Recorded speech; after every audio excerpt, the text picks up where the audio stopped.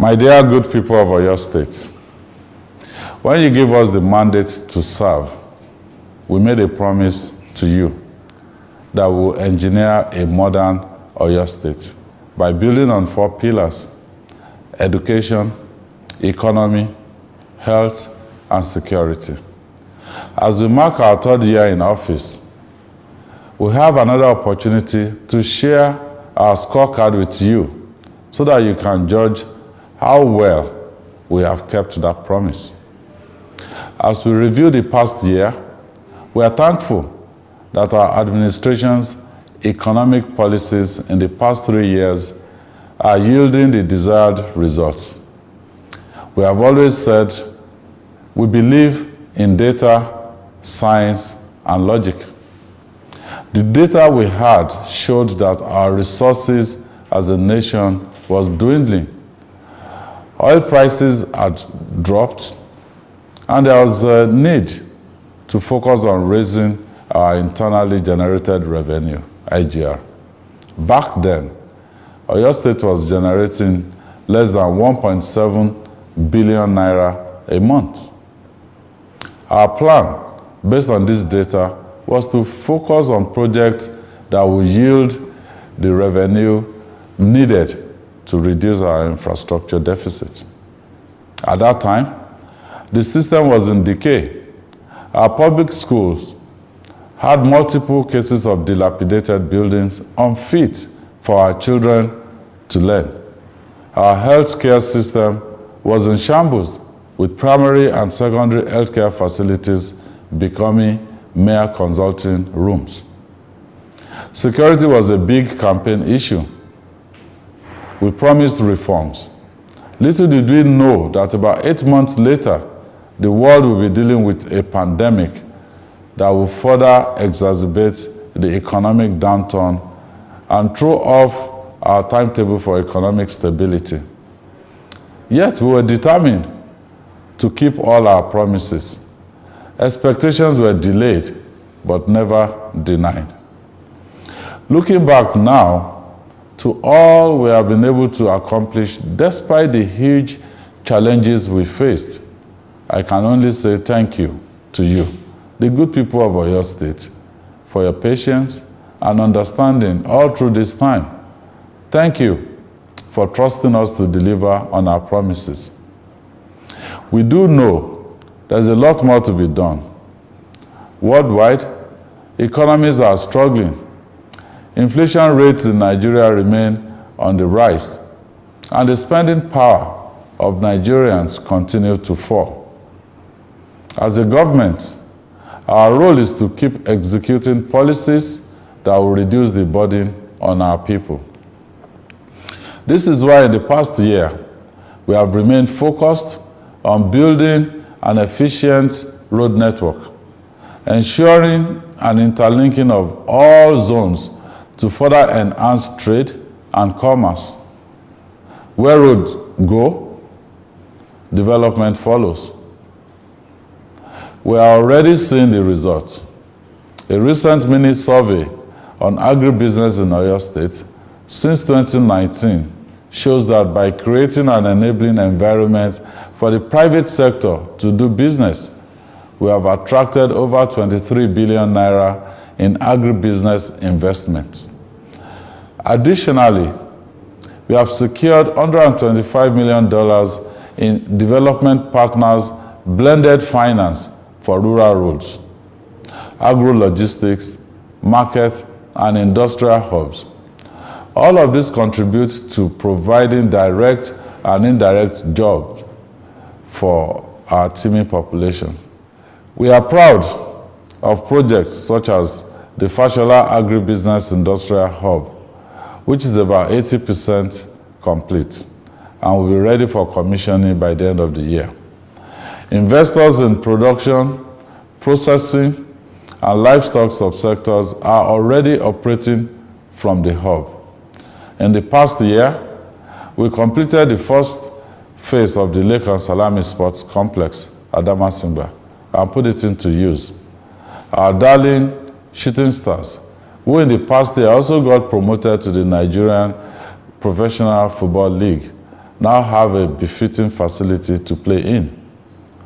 Also, the income generated by this facility has already doubled, with a projected revenue increase of 300% when the entire complex is completed. More recently, we commissioned the Ojo and Challenge bus terminals in Ibadan. Off-peak, these terminals handle up to 10,000 passengers daily. Of course, as promised, we have not increased taxes. Rather, we have expanded our tax net to include persons who hitherto did not pay taxes. The result of all these revenue-generating activities is that we have been able to continue funding projects that the good people of Oyo State can benefit from. In the past year, we have completed the construction of 8 model schools, bringing the total number of model schools completed by our administration to 56 since we assumed office 3 years ago. We have expanded the Start Them Early program to now include an additional 6 schools. We are seeing the results of 1,276 students being exposed to modern agricultural practices and choosing agribusiness right from secondary school. We have gone a long way in fulfilling our promise of ensuring at least one standard primary healthcare center, PHC, in each of the 351 wards of our states. Presently, we have upgraded nearly 200 PHCs and will now begin to equip them. We continued with our free health mission to the indigent and underserved. In the past year, we reached over 500,000 residents with medical and surgical interventions. In total, over 1,200,000 residents of Oyo State have benefited from the free health mission since it commenced in 2020. We have provided over 280 kilometers of public lighting through the Light Up Oyo project. This has not only enhanced economic activities as markets remain open for longer, but it has also improved the security in the state. Not only that, we have provided lighting in off-grid areas.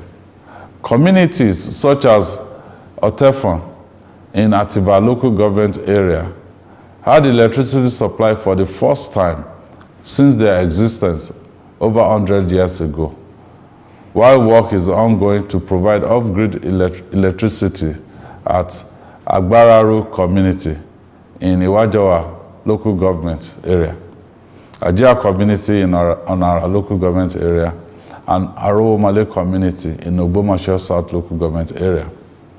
Crime rates are on the decline as we continue to equip all security agencies in Oyo State.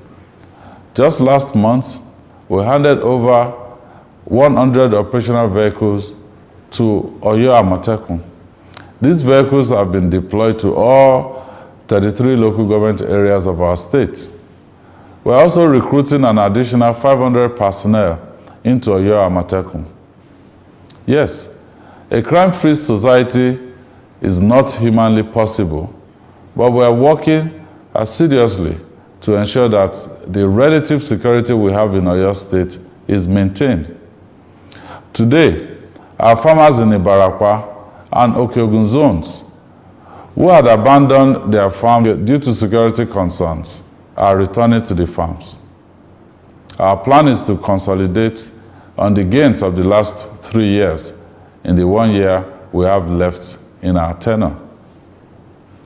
In the past 3 years, we have been executing road projects that improve access and connectivity between the zones in the state through construction and reconstruction of roads, such as the 65-kilometer Moniya-Ijaye-Ishayin Road, the 76.7-kilometer Ogbomoso-Fakwote-Ishayin Road, the 34.85-kilometer Oyo-Ishayin Road, and the proposed reconstruction of the 48-kilometer Ido-Erua road.